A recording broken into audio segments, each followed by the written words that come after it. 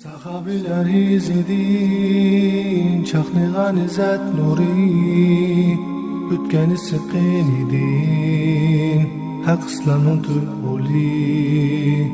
Baş ekmez kafirga, şiddet bilen atseli, Hemze Halid Musettek, şir yürek oğlanları.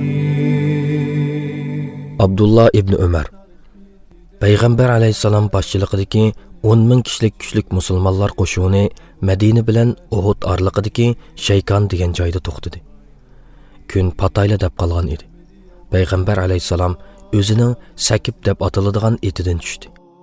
U urushga to'liq qurollangan bo'lib, dubulg'isining ustiga salla o'rib olgan. Savutining yon tarafiga bir qilich, dumbisiga yana bir qilich esib olgan edi. Kun petishi bilanla Bilal azon to'lidi. Namoz o'qildi. Ondan Peygamber aleyhisselam qo'shinlarni yana bir qitim ko'zdan kechirdi. Muhojirlarning orasida yeshining kichikligiga qaramay jihodga qatnashishni umid qilib turgan 8 bolani ko'rdi. Ularning orasida Zaydning o'g'li Usama va Umarning o'g'li Abdullah bor bo'lib, ular amdila 13 yoshga kirgan edi. Peygamber aleyhisselam bu bolalarga darhol uylariga qaytib ketishga buyruq berdi. Ammo bu ikki bola o'zlarining urush qila oladiganligini aytib turib oldi. Shuning bilan Peygamber aleyhisselam boshqa bolalarni qaytarib etib, bu ikkisiga qo'shinga ergishib Uhud g'azatiga berishga ruxsat berdi. Shunday qilib, Abdullah ibn Umar nihoyat kichik vaqtidan boshlabla o'zining borlig'ini Peygamber aleyhisselamning mushkul ammo buyuk vazifasi uchun otdi. U tehi 10 yoshga kirmay turibla islomni qabul qilgan. Dadisi va keyin Peygamber aleyhisselamga yotliq bo'lgan hadisi Hafsa bilan hijrat qilgan edi. Uhud g'azatidan burun u o'xshashla Badr g'azatiga qatnashish ruxsatiga erishalmagan edi. Xandak g'azati bo'lganda Peygamber aleyhisselam 15 yoshlarga kirib qolgan Usamaga, Abdullahga va o'xshash yoshdagi boshqa bolalarga muhojirlarga qo'shilib xandak qo'lash va urush qilishga ruxsat berdi.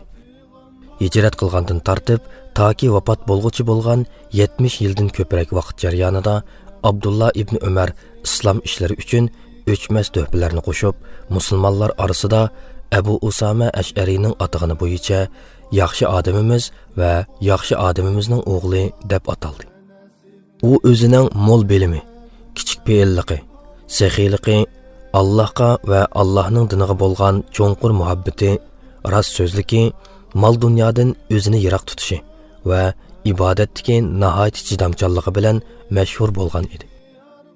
U o'zining dadisi Hazrat Umardan nurg'un narsalarni o'rgandi.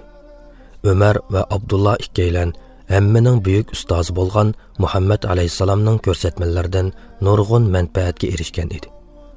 Abdullah doim Peygamber aleyhisselamning o'xshamagan vaqtlarda qilgan so'z va harakatlarini nihoyat inchiklik bilan kuzatib, ondan ko'rganlarni ixlos bilan turmushida amaliylashtirdi.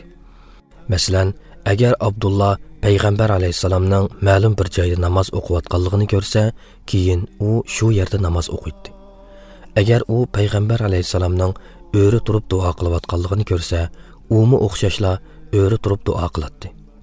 Agar Peygamber aleyhisselamning o'ltirib duo qilayotganligini ko'rsa, umi shunday qiladi. Safarga chiqqanda agar u Peygamber aleyhisselamning ma'lum bir joyda tugisidan tushib 2 rakat namoz o'qiganini ko'rsa, keyin u shu yo'ldan minib qolgan chaqlarda to'xtab, shu yerda 2 rakat namoz o'qiydi. Bir qitim Makkadagi ma'lum bir joyda u Peygamber aleyhisselamning tugisining 2 aylanganligini, ondan Peygamber aleyhisselamning tushib 2 rakat namoz o'qiganligini ko'rdi.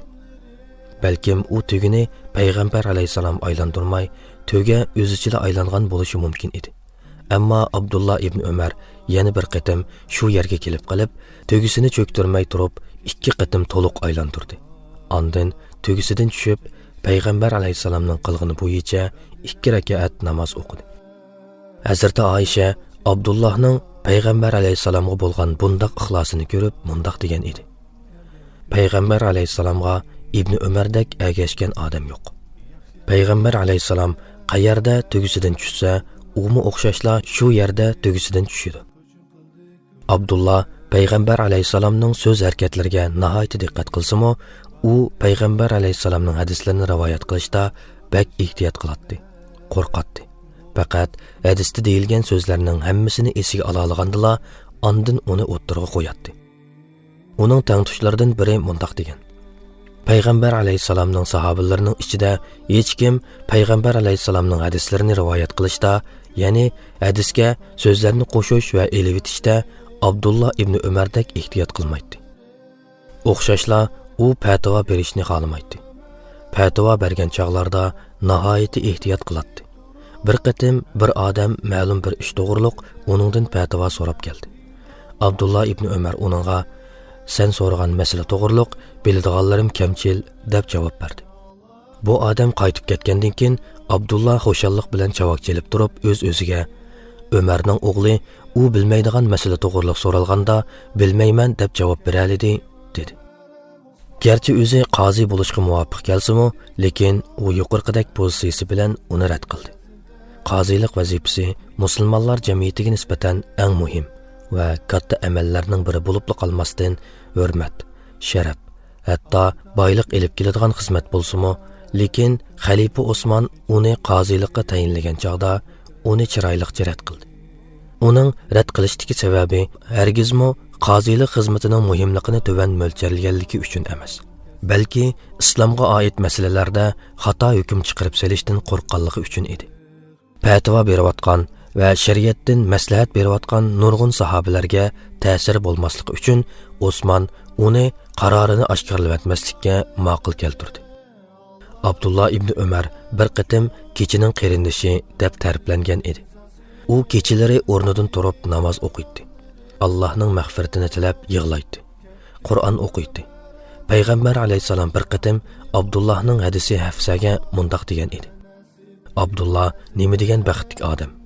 Agar u kechalari namoz o'qigan bo'lsa, texmi baxtli bo'lgan bo'ladi. Shuningdan tortib Abdullah mayli uyda bo'lsin yoki safarga chiqqanda bo'lsin, kechalarni hargiz ibodatsiz o'tkazib o'tmaydi. Kechining jimjitligida u Parvardigorini texmi ko'p eslaydi. Namoz o'qiydi, Qur'on o'qiydi va Allohdan qo'rqib yig'laydi.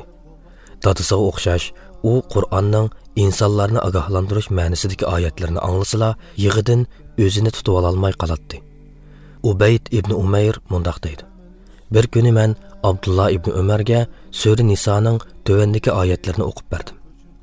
Biz har bir ummatdan bir guvohchini keltirgan va ey Muhammad alayhisalom, seni bularga, ya'ni ummating ichidagi imonsizlarga va gunohkorlarga guvohchi qilib keltirgan chig'imizda ularning holi qandoq bo'ladi? Kafirlar va payg'ambarga osilik qilganlar u kunda ular qiyomatning dahshatini ko'rganlikdan yer bilan to'p-to'z qilib etilishni, ya'ni yerga ko'milib tuproqqa aylanib ketishni orzu qiladi. Ularning hamma a'zosi guvoh bo'lganlikdan Allohdan hech bir so'zni yo'shira olmaydi. U bu oyatlarni anglash bilanla soqollari ho'l bo'lib ketguncha yig'lab ketdi. Bir kuni u bir necha yaqin do'sti bilan birga o'ltirgan edi. U Sura Mutaffifinning tövendagi oyatlarini o'qidi. O'lchamda va tarozida kam berguchilarga voy. Ular kishilardan o'lchab olgan chog'da to'liq oladi. Kishilarga o'lchab yoki tortib bergan chog'da kam berdi. Ular buyuk bir kunda tiriladiganligiga ishonmamdi. U kunda insonlar olamlarning Parvardigorining huzurida tik turdi. Ondan barliq insonlar butun koinotning podshohi Allohning oldida tik turadigan kuni degan yerni qayta-qayta takrorlab yig'lab ketdi. Ko'p yig'ilganlikdan hushidan ketib yiqilib qoldi. Abdullah o'zining Allohga, Allohning diniga bo'lgan cho'nqur muhabbati, ixlosi, oddiy soddaligi va saxiyligi bilan sahobalar va ulardan keyingi musulmonlar ichida yuqori hurmatga sazovor bo'ldi. U keng qo'lliq bilan boshqalarga beradi. Garchi o'zi hojatmand bo'lsa-mu, o'zida bor narsani hargizmi boshqalardan aymaydi. U hayotida ishonchli savdogar bo'lib, ko'p foydaga erishgan edi. Uningdan boshqa uningga Baytul Moldan nurg'un pul tegadi. Ammo u ularni saxiylik bilan namrat va hojatmandlarga berib o'tdi. Ayyub ibn Vail uning saxiyligiga oid tuvandagi voqeani bayon qildi. Bir kuni ibn Umar 4000 dirham pul va bir ko'rpa topshirib oldi. Ikkinchi kuni Ayyub uning bozorda tugisi uchun yem xashakni nesi setib olganligini ko'rdi. Shuning bilan Ayyub Abdullohning uyiga berib, oilasidagilardan Abu Abdurrahman, ya'ni Abdullah tunigun 4000 dirham pul topshirib olmadimi deb so'radi. Topshirib oldi deb javob berishdi ular. Ammo men uning bozorda tugisiga yem xashak setib olganligini, biroq to'ligili puli yo'q turganligini ko'rdim. Tunigun kechqurun u pullarning hammasini kambag'allarga taqdim qilib beribdi. Ondan u ko'rpini mo'risiga ortib chiqib ketgan. Qaytib kelganda ko'rpi yo'q turdi. Biz uningdan ko'rpini so'rasak, u uni bir namrat odamga berayotganligini aytdi deb tushundirdi ular. Abdullah ibn Umar boshqalarni, namratlarni, hojatmanlarni beqishga va ularga yordam berishga ilhomlantirdi. U tamoq yemoqchi bo'lsa, dasturxoniga doim yetimlarni yoki kambag'al kishilarni taklif qilib billa yeydi. Bolalari boylarni cho'ng ko'rib, namratlarni tuvan ko'rsa, ularni mansitmasa, ularga tanbeh beradi. Bir qatim u bolalarga mundaq degan: "Sizlar boylarni taklif qilib, kambag'allarni yaratmay tashlab etisizlar." Abdullah mal dunyoning quli emas, balki xo'jayini edi.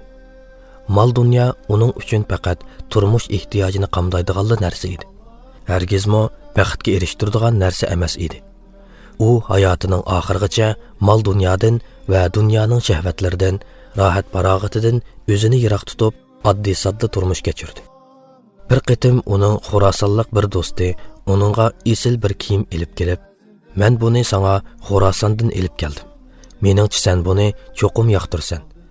Eski chapiningni selib etib, bu chiroyli tonni kiyib ol" deganda Abdullah, "Undaq bo'lsa, men uni ko'rib baqay" dedi va uni tutib ko'rib, "Bu yepakmi?" deb so'radi. "Yo'q, u paxtaraqt" dedi do'sti. Abdullahning xo'shalligi tezla g'oyib bo'ldi. Ondan u o'ng qo'li bilan tonni ittirib, "Yo'q, men bu kiyimni kiyib mag'rur bo'lib qolishimdan va o'zimni cho'ng tutib qolishimdan qo'rqaman. Alloh o'zini cho'ng tutquchilarni va mag'rurlik qilguvchilarni do'st tutmaydi" dedi. Maymun ibn Marham mundaq deydi: "Men ibn Umarning uyiga kirdim. Uning uyida karvat, ko'rpa, gilam va boshqa hamma narsalar bor deb o'ylagan edim. Ammo mening ko'rganim 100 dirhamga arzimaydigan narsalar bo'ldi." Bu hargizmo Abdullah ibn Umarning namratligidan emas. Amaliyotda u boy edi. Hamda bu uning bexil va pixsiqligidan emas. Amaliyotda u keng qo'l va sexiy edi. Allah uchun faqat Rabbning rizasi dildagi armonlari Ketti Ömer Osman Nahdi qo'g'dab tek turib Anas ibn Nazirda ummatning polvon